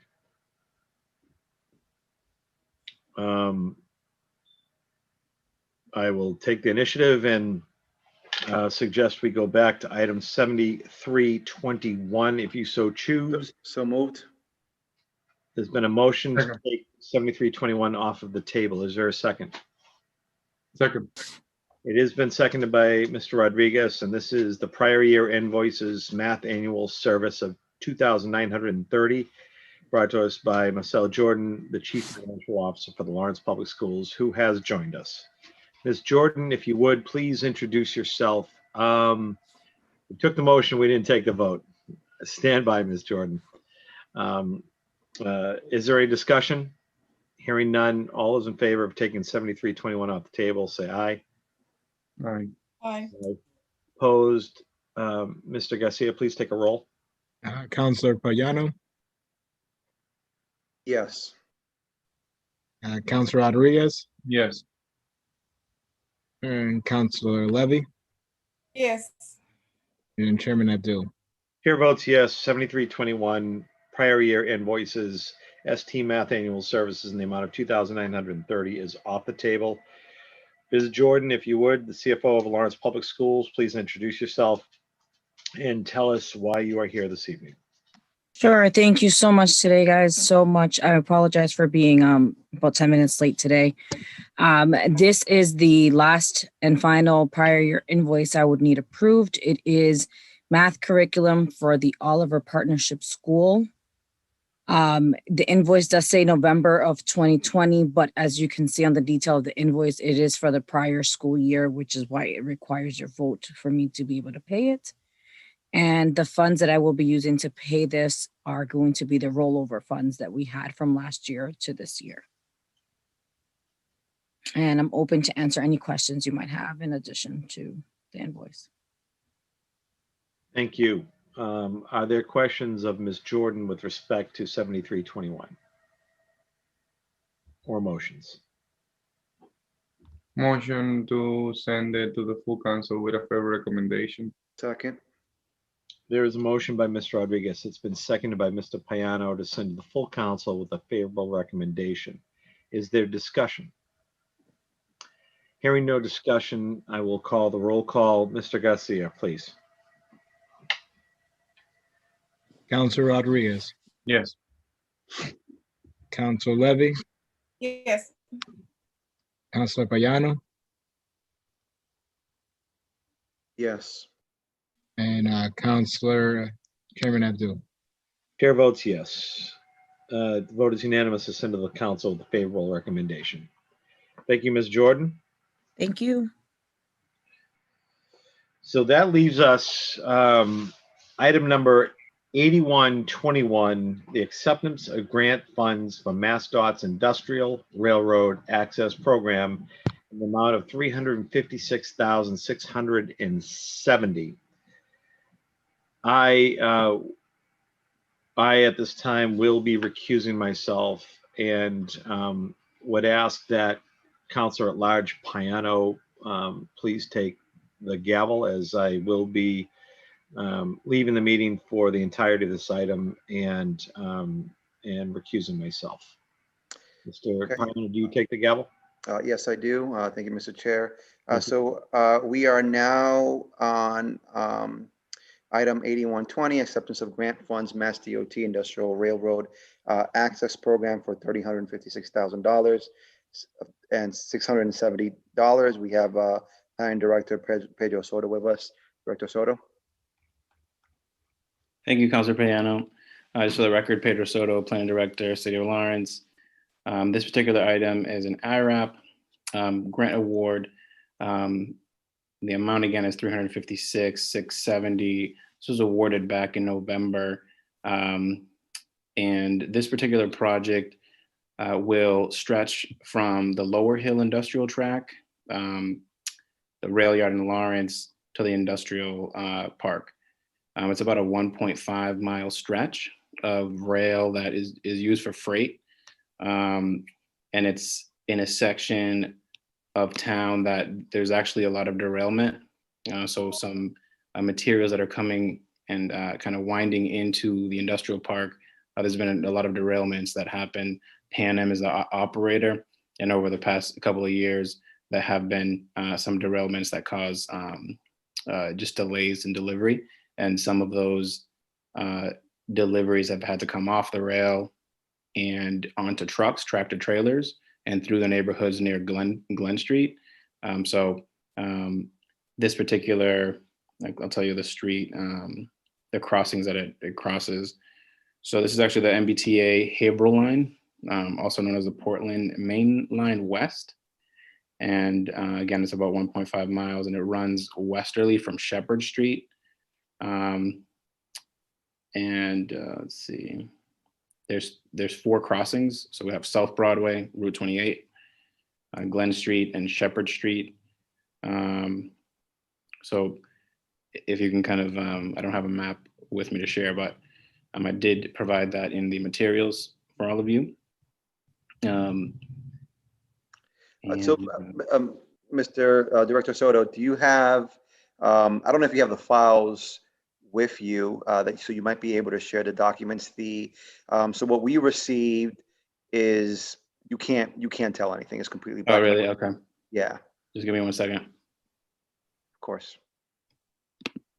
We've been asking to get clear picture or whatever that they send there is. Councilor Levy? So I do want to share, Councilor Levy, and I know I mentioned this earlier to Councilor Payano. Can you guys see that document? We can. Yes. The document that's before you is the actual PDF that I submitted to City Council, to the clerk. So, we have a color copy here in the planning department. So anything that we do send over, we send it in color. And at some point it gets transferred to black and white. So I just wanted, for the record, it might be something at that level, but. I appreciate that, Director Soto. Yeah, so I can see the map if you can go back to it, just so. Can you go back to your original statement you were talking about when you were talking about this map? Yeah, so here's the grant application, and here's the project limits. So it runs westerly from Shepherd Street at a distance of about 1.5 miles. And here are the crossings. So we have South Broadway, Route 28 near Hafner's. It's a pretty dangerous intersection or crossing. A lot of people kind of go around it. Glen Street and Shepherd Street. So essentially what will we do? It's a replacement job. Essentially all the old rail lines will be taken out and replaced with newer rail lines from surplus stock at the MBTA. So the project cost is roughly around $595,000, and mostly all of the materials are coming from, it was an ask that we made, the city made to the MBTA, and they were able to find most of the materials that are going to be needed for this project. So significantly reduce the cost of the project.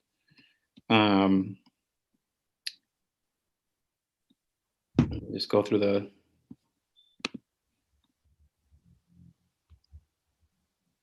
highlighted sections that I have here are just the sections that will be replaced. So the first one and they may not be in exact order here, but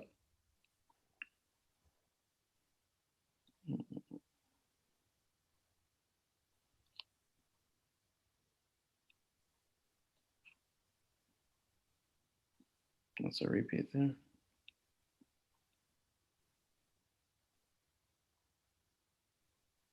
A lot of these the sections, we may not even be able to see, like you won't see it as you're driving through the city, with the exception of some of the crossings and some of the vantage points that you may have from some of the streets of the rail lines. But essentially, what the ask is here is to approve the grant dollars that will allow us to replace 1.5 miles of rail going into the industrial track. Yeah, I don't know if you have any questions. So Counselor. I do, and I'm sure my colleagues as well. Sure. Can you talk to us about the length of the project, also how it potentially could affect the commuter rail? I don't know how many people, I mean, people are still using that even though with COVID, but definitely not to the same amount as it was pre-COVID. But still, so what's the timeline, and also how would this affect commuters that take the T? Yeah, the construction timeline, Counselor, is 45 days. Once we're under contract with a contractor, we're estimating 45 days. And this actually will not impact the commuter rail. They're separate rail lines. They kind of intersect, but it won't impact commuter traffic. You said that they kind of intersect? This is basically like the end of the line. So we're not the end of the line. Haverhill's the end of the line. Separate. No, not the end of the commuter line. The end of the spur into the rail yard. Okay. So it's part of that network. It basically it offshoots. Does that make sense? So you have the main line, the MBTA kind of commuter line, and this particular freight line crosses over, and then it kind of like a dead end, for lack of a better word. At the rail crossings, I don't know if you've seen, at those particular rail crossings, there's no gate that comes down. That's typically because the freight is delivered at in the evenings, and there's flaggers that kind of get off of the train, and they have the flags and stop any traffic that may be around. But that's typically how Pan Am operates in those areas. Councilors, are there any questions? Councilor Rodriguez? I have a few questions. So the state is going to give the city of Lawrence $356,670,000. That's correct. And the city is going to have to match $337,777,000 to be able to do this project. And you mentioned on the memo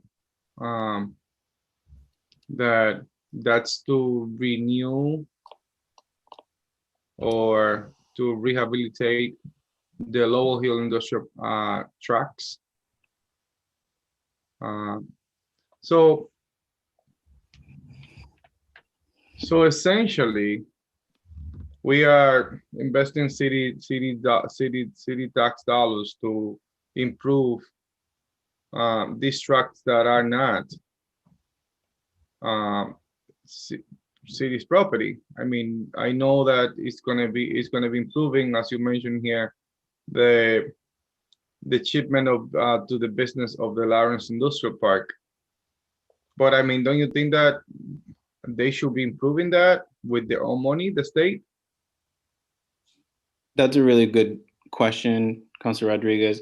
In fact, the materials that we're going to be receiving from the T that's been committed, the value of that is over $600,000, and we can actually use that material value as our match, as well as time that my staff, myself, our city engineer, that's contributing to this project. We can also allocate those hours towards the city's commitment. So in fact, we we're already over right now what our commitment is, and we won't need to contribute any actual dollars towards the project. That's a piece of information that is great to know, because to me, I mean, the state should be maintaining that, and they have done it throughout other locations, and I'm pretty sure that they have invested a lot more than that on those trucks. But I mean, it doesn't sound right for the city to invest money on a truck that is owned by the state on this section when not other city probably have done the same. But if you already mentioned that we went over the 337,000 that we're gonna have to invest, that might change the perspective of what we're discussing tonight. You mentioned that you guys are going to quantify the time for the city personnel, and also some type of material that we're receiving from the state as well. That's correct. How are we going to do that? I mean, how are we going to ensure that the city it's not going to ask eventually for free cash or something like that, or for that amount of money? Yeah, that's a really good question, Councilor Rodriguez. So I did want to just provide some clarity. There are some sections of rail that are owned by the MBTA. There's also other sections that are owned by the LRA, kind of an old deed that goes back many years, as well as Pan Am. Pan Am owns much of the track. I'd say 75%, 80% of the track that we're going to be working on. So those are the players, the owners, kind of have already provided support for the project. So we are, as you've noticed, we received the grant way back in November, and I'm coming now to have this approved. Much of the last couple of months, we've been working to locate the materials across the state that we're going to need. There's several surplus yards that the MBTA maintains across the state. Luckily, most of the materials that we're going to need are coming from projects on the eastern side of the state that we were able to locate. So much of the time has been spent itemizing all those materials and making sure that they fit our project. There are different weights or different levels of grade for rail. So it's been kind of difficult to identify, the 125-pound that we need. So that's been much of the work that's been done. We are working with MassDOT right now on a contract that outlines the scope of this project, as well as the materials that the MBTA is going to be providing, and the scope, everything that goes on into a contract for a project. We're working with the state right now, and the dollars or the 40% match would be outlined. I would imagine it would be outlined in that document as well. With the materials that we have committed already, it well exceeds the 40% of the overall cost of the project. So I feel confident that we won't come back with additional asks for funding. But I feel pretty confident in that, but I don't know if that's going to be, if that's 100%. I'm not 100% confident that I'm 99% sure that'll be the case. But if we do run into any unforeseen costs, we may need to come back. One of the property owners, is 4 property owners that commercial property owners that are going to be impacted by this improvement immediately. One of them is Whittemore. They currently employ about 30 residents in Lawrence, and they've been in town since like 1919. And a lot of the materials that they're the ones with the heavy material that has unfortunately derailed, and they've had to truck a lot of that material through the neighborhoods. This particular improvement is going to allow that particular company to take about 1,000 truck trips off of the road in any given year, and increase their production and possibly increase employment if the market demands it. One of the things that really excites me about this particular project is the opportunity of opening up rail delivery to the entirety of the industrial park. Right now, like I mentioned, only 4 properties can benefit from direct rail service. And in the near future, with some slight modification of the end of the track and some additional track that's laid out, you could conceivably have a situation where there's a complete rail line going into the yard, or the industrial park rather, to service even more businesses. So the purpose of the IRAP grant in general at the state is to invest in rail, make sure that rail can serve as a means to reduce truck trips, and just getting more freight and more commercial activity onto the rail, off of the roads, to reduce greenhouse gases. There's a lot of electrification that's happening on trains and diesel. So that's kind of the direction the state wanted to go with this particular program. But yeah, we look at this particular project as a real economic development driver in the city. So we've been working diligently to make sure that we get all the materials that we need, and that we can achieve this hopefully this calendar year, if not early next year. All right, so that's great. I mean, by all means, this is going to bring a lot of result, but I'm still concerned about.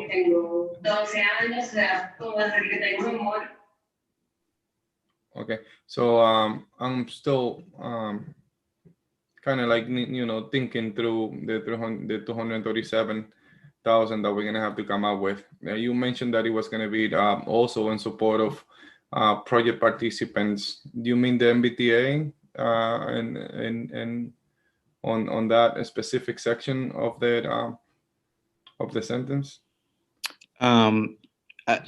Councilor Rodriguez, I just wanted to just kind of reiterate the material cost, the value that we've already secured far exceeds what's outlined here as a match that the city needs to come up with, and our partners. I think our partners being, Whittemore, Pan Am, MBTA, obviously at the city level, engineering, planning, and among others. But you don't know, that's not 100% sure. You mentioned too. I mean, 99% certainty that we're gonna, we have the bounds of the project. We're not gonna kind of expand the project. So I feel really confident that we won't be coming back for any money. But I do want to leave open the possibility that I don't know what could happen. Unforeseen situation is completely different than what we've seen. If unforeseen situation, you don't know if anything happened like that. Nobody's gonna hold you accountable. Say, oh, you say that you're not coming for any money. No, unfortunate situation happens on construction sites, and you don't know what can happen. But in terms of what is not an unforeseen situation, which is this, the 237,000. That's basically what I would like to have some type of probably not. I mean, whatever you can come up with to ensure that. On that amount, we already have applied, or for perhaps already comply with it, with the percentage that the city is supposed to come up with. Yes, I have a letter. I don't think on this machine that I can forward to the council from the MBTA committing the materials needed for this project. But it was committed to the city, or was committed to the project? Because I mean, the project is one thing, the city is responsible for something else. Yeah, that's a good question. This is a city project. So it came to the city. Because I mean, remember that the MBTA is the state. The state is already putting the money. I mean, I don't know. And if you ensure me that the money is separate from the material and the whatever you guys are going to do, that's a good information. No, absolutely. So the commitment of materials was a commitment made from MassDOT, MBTA to the city. I can forward that along to the council. I'm trying to think, perhaps I can also get, well, I can send the, there's a few documents that can satisfy, I think, what you're asking. The contract from MassDOT that's coming to the city, between MassDOT and the city, outlining the IRAP program. It will outline the materials, the scope of work, and any commitment that the city, the commitment on the city side. So I think that document, I could share that. I think that'll be ready next week. Of course, by all means. Yeah, that'll be ready next week. And that I think that'll satisfy the question of, what is the city commitment? Perfect. Yeah. Thank you so much, Mr. Chair. All right. Are there any other counselors that have any comments? None. Is there a motion?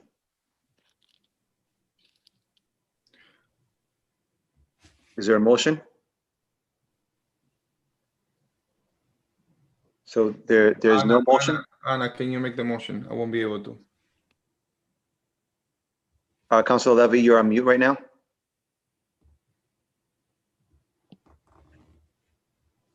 Okay, So Councilor Levy, would you like to make a motion?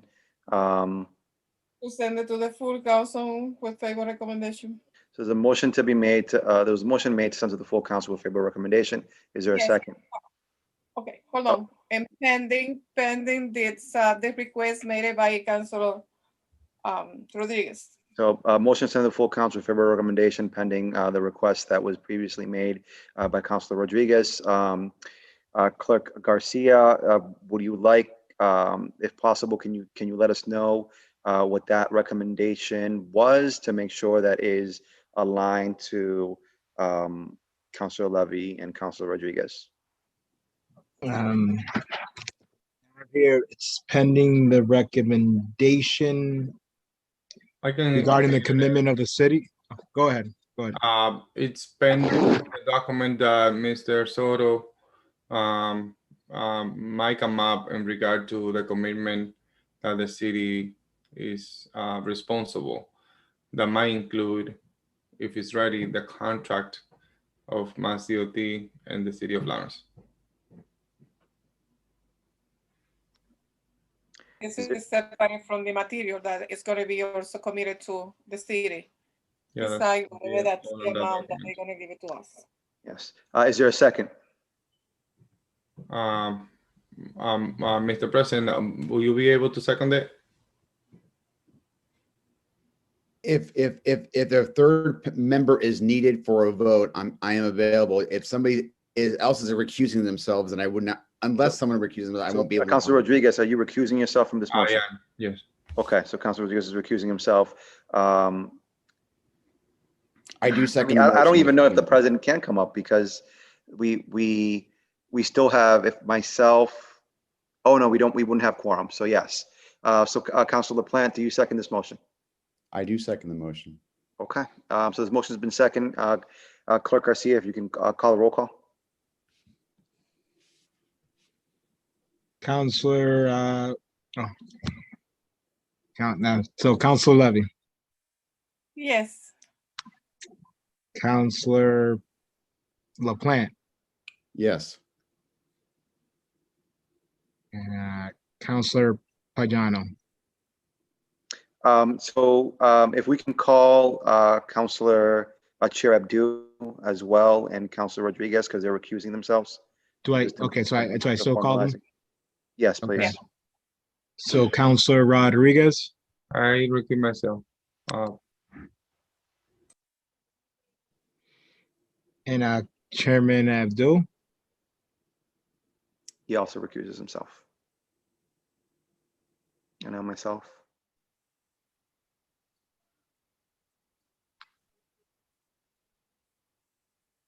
so I have 3 yeses and 2 accusing. Can you call my name? And I haven't voted yet. Oh, I'm sorry, Councilor Payano. Yes. Just to make it official. All right, so that motion passes. Thank you, President LaPlante. Councilors, is there any other motion?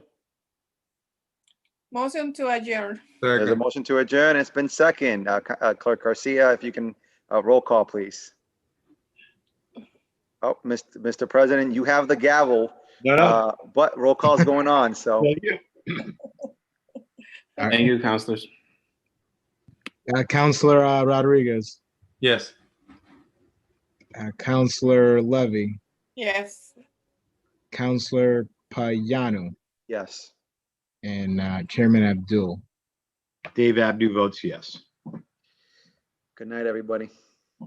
Good night. Thank you. Good night, everyone. Thank you.